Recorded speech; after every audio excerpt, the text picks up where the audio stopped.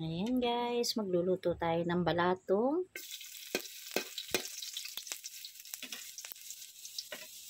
Maglagay tayo ng bawang. Gisa-gisa. Ayan, hanggang pumula ang ating bawang.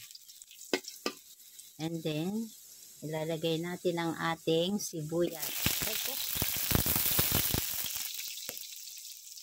Yun ang masakit, yung natitilamsikan ng mantika. Pero kasama po yun sa pagluluto. Ngayon, gisa natin ang sibuyas. Simpleng ulam lamang po ito sa probinsya. Walang halong keme-keme. Basta sibuyas, bawang, mabango, ayos na.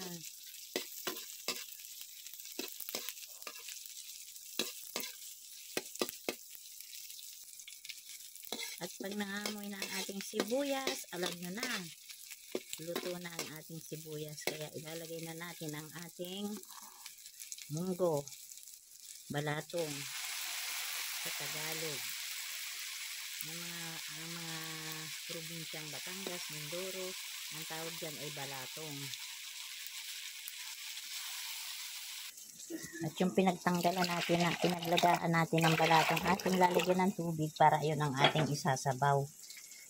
Para nandun pa rin yung lasa.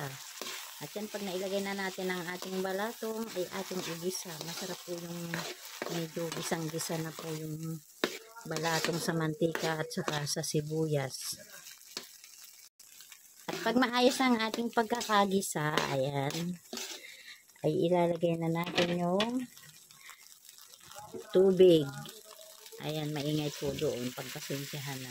Ilagay na natin yung tubig. At kung marami ang inyong pamilya o malaki ang inyong pamilya, ay ating dadagdagan ang tubig para makasapat ang dami nito. Ayan. Lagyan natin ng tubig. Nasa sa inyo yan kung gusto niyo maraming sabaw. Ayan, sa akin ay sapat na yan ganyan. Maraming tao na rin ang makakakain. At ito ay ating pakukuloyin. Hintayin natin kumulo. At habang kumukulo ay hinihintay natin kumulo ay pwedeng magchika-chika muna kahit paano ay makibalita sa mga nangyayari sa buhay. At habang nating hinihintay na kumulo ay ating lagyan na ng betsin. Depende ho sa inyo kung ano yung inyong ilalagay, kung magic sarap or betsin na pangpalasa.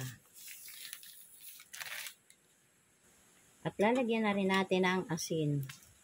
Para pag naluto, hindi kainan na. Lagyan na rin natin ng paminta.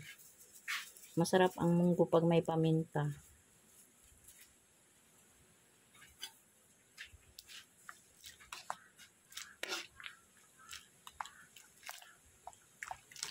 May uwak pa. At ilagay na rin po natin ang ating sutanghon. Ayan ang ating pinaka-the best. Sutanghon. Sutanghon, munggo with sutanghon. Ayan ay paborito po ng mga tao dito sa probinsya yung may mga sutanghon. Hindi ko lang alam kung kayo ay nangangain din ng sutanghon sa munggo. Pero yun ho ay napakasarap. Pwede nyong itry. Pwede nyong itry at ito alam po, ulitin ninyo ang pagluluto pag natikman ninyo yung may sutanghon na munggo. Pwede rin kayo maghalo ng hipon, wala lang kami hong available dito. Pasasarapin na lang ang natin ho yan sa mga ingredients natin, sa mga pampalasa natin. At wala tayong maihalo rito. At yan naman ho'y panama na rin sa bahaw. Yan, hintayin na natin itong maluto at ating titikman na. At tingnan naman ninyo ang sabaw ng ating balatong ay talagang nakakatakam. At syempre hindi natin malalaman ang lasa kung hindi natin ito titikman.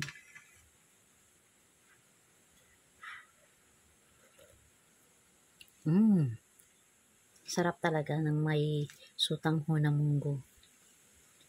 Ayan makita niyo. Sigurado makakahirin ito sa ating lalamunan. Dito iputol-putulin natin. So, thank you so much po sa inyong panonood ng ating pagluluto at sinamahan ninyo ako sa hanggang sa matapos ang ating pagluluto.